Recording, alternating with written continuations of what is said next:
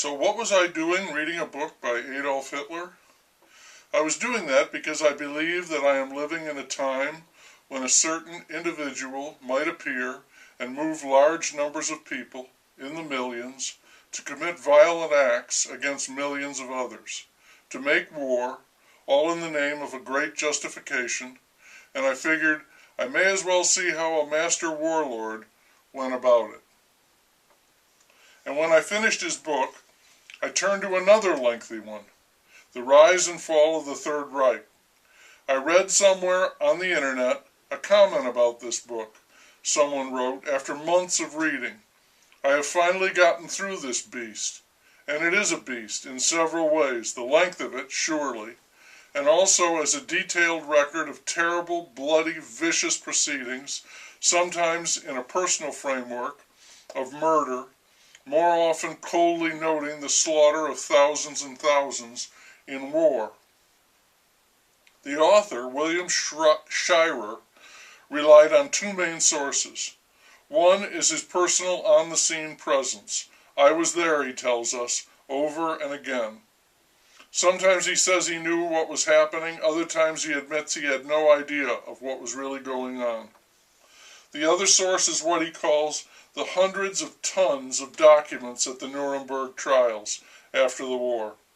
It's astounding to think of Shirer sifting through that ocean.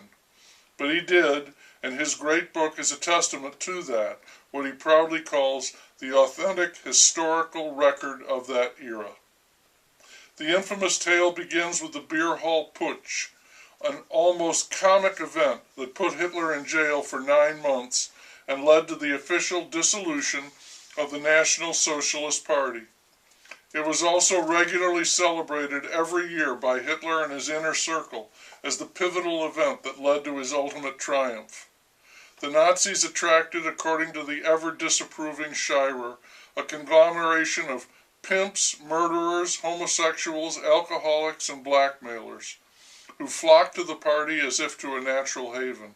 Shirer introduces the supporting cast: Himmler, Goebbels, Goering, Hess, Bormann, etc. He sets the scene, Depression-era Germany, where what he calls a grotesque assortment of misfits could be seen as saviors. They were propelled to prominence by a fire in the Reichstag, a mysterious and timely event about which Shirer writes that the coincidence that the Nazis had found a demented communist arsonist who was out to do exactly what they themselves had determined to do seems improbable, but is nevertheless supported by the evidence. As Hitler and the Nazis eliminate all opposition and rise to power, Shirer often says about some key incident that this is almost certainly untrue and would have been recorded in documents deliberately destroyed. Or he will simply note about something that this is almost certainly not true, an understandable but odd historical approach, as when von Hindenburg finally dies at age 87 and Hitler becomes not just the Chancellor, but the absolute dictator backed by his stormtroopers and the SS, the Gestapo. After that, whatever the truth was, he was unstoppable. He consolidated that power in every aspect of German life. Shirer, in his role of observer, is like a scientist investigating a virus or a coroner performing an autopsy. Hitler's sickness was contagious, he wrote. The nation was catching it.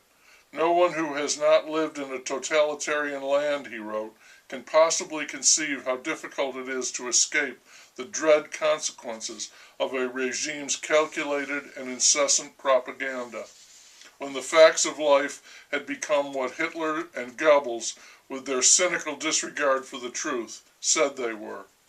Hitler, as the sole voice at the top, had the wonderful advantage of enacting policy while other nations were stuck in debate over what to do.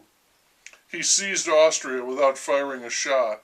Then he took Czechoslovakia, claiming that he was recovering German territory. Next was Poland, which he divided with Russia. Why did the German people follow him?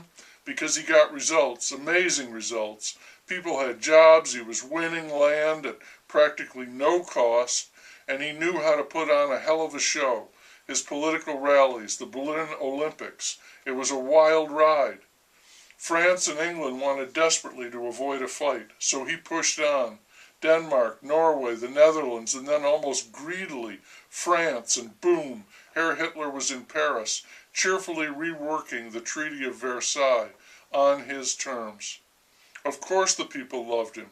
He had succeeded even beyond his wild dreams, and the question loomed what to do now. He had no set strategy. Maybe the English would make peace, and before he knew it, the Reich began to fizzle out. The English would not surrender, and he could not conquer them because of the Channel and the weather and Churchill.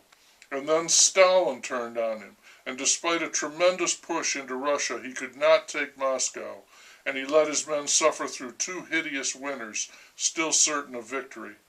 It was over long before it was over. He replaced generals maniacally, finally assuming personal control. He issued suicidal orders, and there were plots to kill him. One of his generals cited his pathological overestimation of his own strength and his criminal underestimation of the enemy's. He was crushed in Africa and at Stalingrad. It is not surprising that the very quality, his ferocious, unyielding will, that led to such amazing victories, would also plunge him to disaster, defeat, and death. The author sees the men at Nuremberg, once so powerful and arrogant, and he says that they seemed a drab assortment of mediocrities like store clerks. And near the end, the author notes that the final documents written by Hitler before he shot himself clearly indicate that he hadn't learned anything.